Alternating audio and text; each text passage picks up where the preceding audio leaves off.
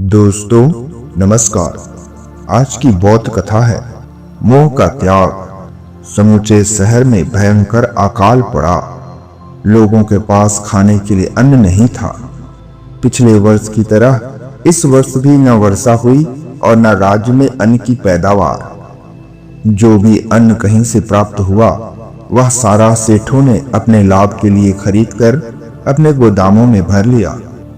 अकाल के हालात ठीक नहीं हुए तो नहीं हुए। कुछ समाज सेवी संस्थाओं ने जगह जगह दान प्राप्त करने के लिए सभाओं का आयोजन भी किया, पर कुछ आर्थिक लाभ नहीं हुआ। ऐसी ही एक सभा में जो दान विशेष के लिए आयोजित की गई थी, उसमें प्रवचन के लिए भगवान बुद्ध के आने का समाचार फैल गया। भक्तजनों की भीड़ ने विशेष आयोजन किया। सभी वर्ग के नगरवासी उस सभा में तथागत को सुनने के लिए एकत्रित हुए। आने वाले नगरवासी भी भूख की ज्वाला से त्रस्त थे। अन्न की जुगाड़ बैठाते बैठाते उनके घर बीत चुके थे। इसलिए गौतम बुद्ध ने अपना प्रवचन दिया। ऐ मेरे प्रदेश के नागरिकों, मैं सीधे साधे इस ज्वलंत विषय पर कुछ कहना चाहता हूँ। इस संसार में जो आया है वह तो नष्ट होगा ही, जो जन्मा है वह तो मरेगा ही। मृत्यु तो अवश्यंभावी है। मृत्यु से आज तक किसी की भी रक्षा नहीं हो सकी है, परंतु अगर हम थोड़ा सा दान देकर इस अकाल मृत्यु को टाल सकें तो महान कार्य होगा।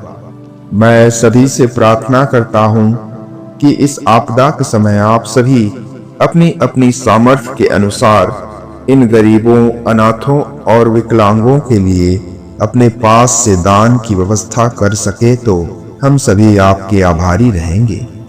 मित्रों, इनके पास ना तो कुछ खाने को है ना पहनने को।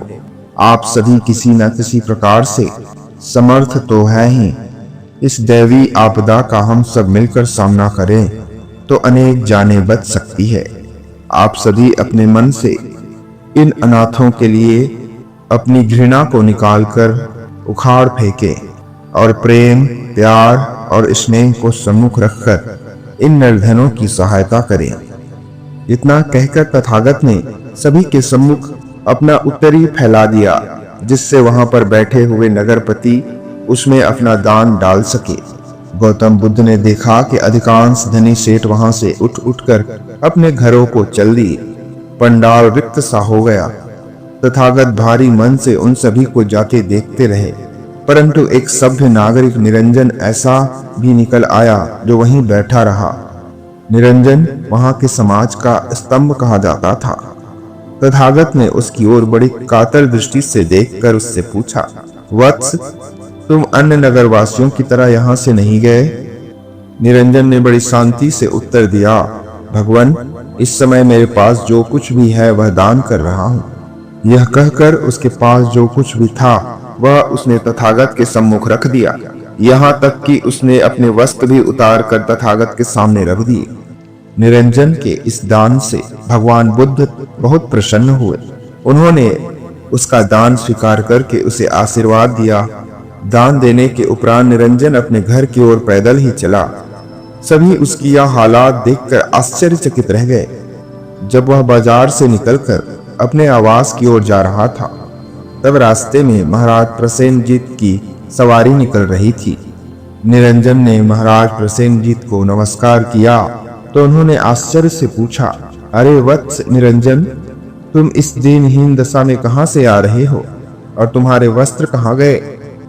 निरंजन ने बड़े गर्व से कहा, महाराज, आज मैंने अकाल पीड़ितों के लिए सब कुछ तथागत को दान कर अपना आधा मन जीत लिया, इसलिए इस अवस्था में आपके पास खड़ा हूं। महाराज प्रसेनजीत ने जब उसकी यह बात सुनी तो वे अवाक रह गए। उन्होंने अपना उत्तरी निरंजन को पहनाया और आशीर्वाद दिया, सदा सुखी रहो वत्स। जब सारी सवारी चली गई तो निरंजन उसी सभागृह में वापस आया और महाराज प्रसेनजीत द्वारा दिए गए उत्तरी को भी भगवान बुद्ध के सम्मुख रखकर कहने लगा, प्रभु, यह उत्तरी महाराज प्रसेनजीत ने मुझे शरीर ढकने के लिए दिया है। इसे भी मैं आपके समक्ष दान के रूप में रख रहा हूँ। कृपया स्वीकार करें। उसने गौतम बुद्ध को साष्टांग प्रणाम किया और जाने के लिए मुड़ा तो तथागत ने कहा, निरंजन, आज मैं बहुत प्रसन्न हूँ। इस प्रदेश का कम से कम एक नागरिक तो ऐसा निकला जिसने अपना सब कुछ दान करके अपना मन जीत लिया, और वत्स, जिसने अपना मन जीत लिया उसने अपने आप को जीत लिया। काश अगर सब ऐसा ही करते तो यह महायज्ञ को सफल बनाने में समय नहीं लगता। मैं तुम्हें हृदय से आशीर्वाद देता हूँ कि तुम सदा सुखी रहो, इसी तरह अपने मोह का त्याग करते रहो। यह कहकर गौतम बुद्ध ने अपना हाथ उठाकर निरंजन को आशीर्वाद दिया। निरंजन ने एक बार फिर से प्रणाम किया और बिना वस्त्रों के ही अपने आवास की ओर चल दिया। तथागत उसे दूर जाते हुए देखते रहे। धन्यवाद। नमो बुद्धाय।